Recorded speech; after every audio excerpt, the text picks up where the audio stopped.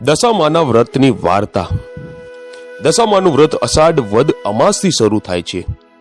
પ્રાતઃકાળે સ્નાન કરી ધૂપ દીવો કરી શ્રદ્ધાપૂર્વક દશામાની કથા સાંભળવી, 10 દિવસ સુધી નકોરડા ઉપવાસ કરવા, માટીની સાંઢળી બનાવી તેનું પૂજન કરવું, 10મે દિવસે એ સાંઢળીને નદીમાં પધરાવવી, 5મા વર્ષે વ્રતનું ઉજવણું કરવું, યથાશક્તિ સોનું ચાંદી કે પંચ ધાતુની સાંઢળી બનાવરાવી બ્રાહ્મણને દાનમાં આપવી, વસ્ત્રદાન કરવું, દક્ષિણા આપવી।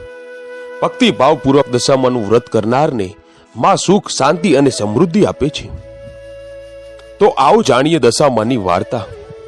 સુવર્ણપુર નગરીમાં અભયસેન નામે ઘણો જ ગર્વિષ્ઠ રાજા રહેતો હતો।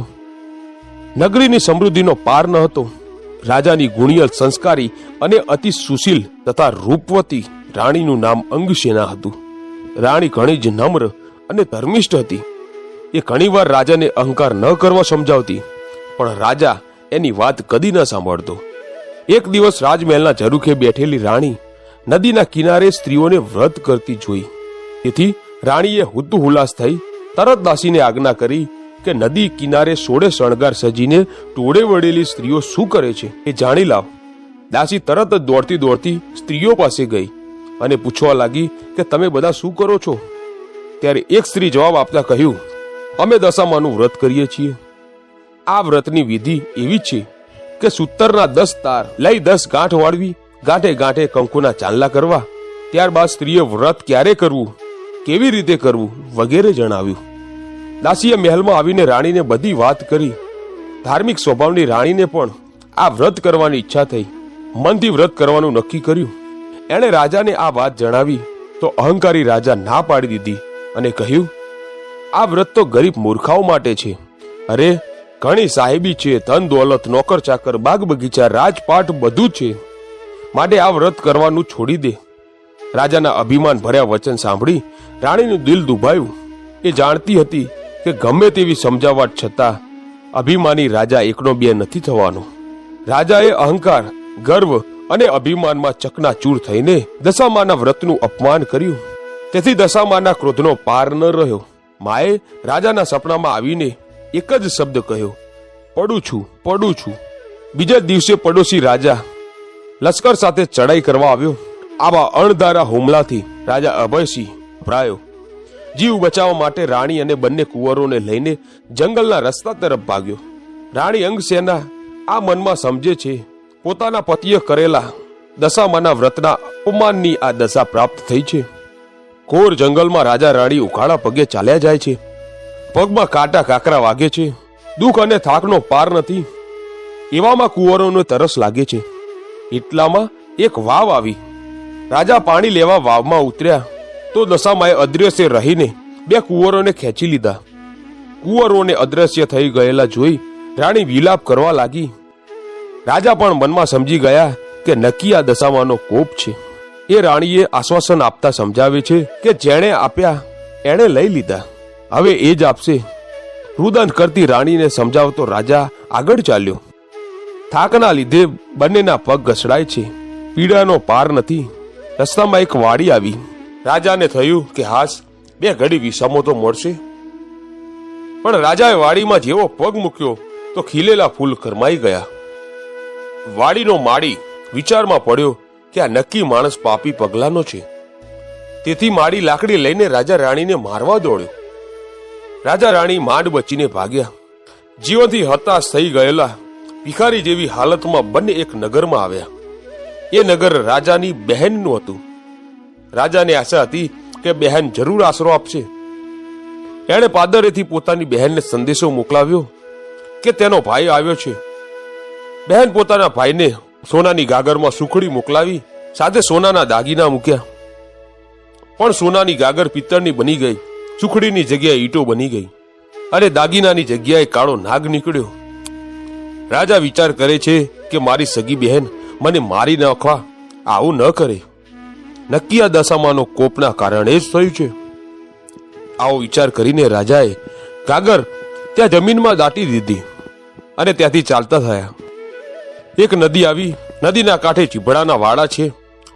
રાજા 2 હાથ જોડીને વાડીના માલિકને કગરવા લાગ્યો કે ભાઈ 7 દિવસથી ભૂખ્યા છીએ, દયા કરીને એક ચીભડું આપ। ખેડૂતને દયા આવી, તેને ચીબડું આપ્યું. રાજાએ નક્કી કર્યું કે આગળ જઈને થોડોક વિશ્રામ કરું, પછી ચીબડું ખાવું. તે પહેલા બન્યું એવું કે ગામના રાજાનો કુંવર 2 દિવસ પહેલા રીસાઈને ભાગી ગયો હતો. સિપાહીઓ કુંવરના શોધમાં નીકળ્યા હતા. દશામાના કોપના કારણે રાજાના હાથમાં જે ચીબડું હતું એ કુંવરનું માથું બની ગયું. આ માથા પર નજર પડતા જ સિપાહીઓએ દોડીને રાજાને પકડી લીધો. દોરડાથી બાંધી લાતો મારતા મારતા નગરમાં લાવ્યા. નગરના રાજાને બધી વાત કરી. રાજાએ પોતાના કુંવરની હત્યા કરવા બદલ અભયસેનને જેલમાં નાખી દીધો. રાજા વગર વાકે કેદ થયો. તેથી રાણી અંગસેના પર દુઃખનો પહાડ તૂટી પડ્યો. એ રોજ જંગલમાં જતી, લાકડાનો ભારો લઈ આવતી, એ વેચીને જે પૈસા મળે એમાંથી પેટનો ખાડો પૂરતી. આમ દિવસો પર દિવસો પસાર થવા લાગ્યા.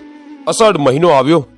અષાઢ મહિનાની અમાસે અંગસેનાએ દશામાનું વ્રત શરૂ કર્યું. દશામાના વ્રતના 10 દિવસ સુધી નકોડા ઉપવાસ કર્યા અને માની ભક્તિ કરી. રાણી અંગસેનાની અપાર ભક્તિ જોઈ દશામાનો કોપ શમી ગયો. માએ રાણીને આશીર્વાદ આપતા કહ્યું કે કાલે તારો પતિ પાછો મળશે.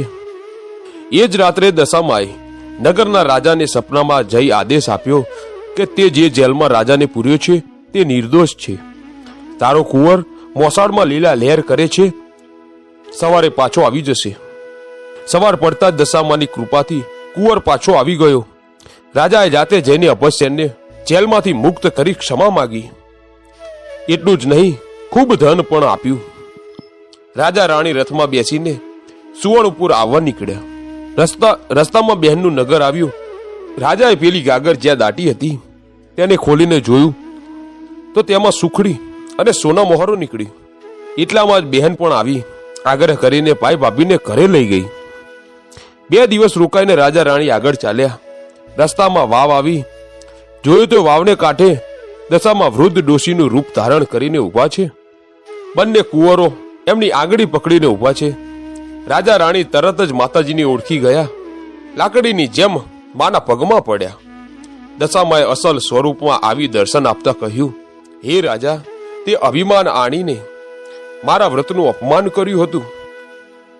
તેથી તારા પર હું કોપાયમાન થઈ હતી, પણ હવે તારો ગર્વ ગળી ગયો છે. વળી તારી રાણીએ ભાવથી મારું વ્રત કર્યું છે, તેથી હું પ્રસન્ન થઈ છું. તારું રાજ તને પાછું મળી જશે. મા કરતો રાજા અભયસેન દશામાના પગમાં આડોટી પડ્યો અને બોલ્યો, મા, કળિયુગમાં તમારી કર્મી કસોટીમાંથી કોઈ પાર ઉતરી નહીં શકે, માટે આવો કોપ કદી ના કરશો. દશામાં મીઠું મધુર હાસ્ય વેરાતા બોલ્યા, તારી વાત કબૂલ કરું છું. કળિયુગમાં જે કોઈ મારી કથા સાંભળશે કે સંભળાવશે તેની દશા સદા સારી રહેશે. આમ કહી દશામાં અદ્રશ્ય થઈ ગયા. રાજા રાણી બંને કુંવરો સાથે પોતાના રાજ્યમાં આવ્યા. અભયસેનના સેનાપતિ પડોશી રાજાને હરાવીને રાજ પાછું મેળવ્યું હતું. રાજા રાણી આનંદપૂર્વક દિવસો પસાર કરવા લાગ્યા. એ દશામાં જેવા રાજા રાણીને ફળ્યા તેમ વ્રત કરનાર સૌને ફળજો. જય મા દશામાં. મિત્રો, આવી જ ઇન્ટરેસ્ટિંગ કથાઓ સાંભળવા માટે આજે જ અમારી આ ચેનલ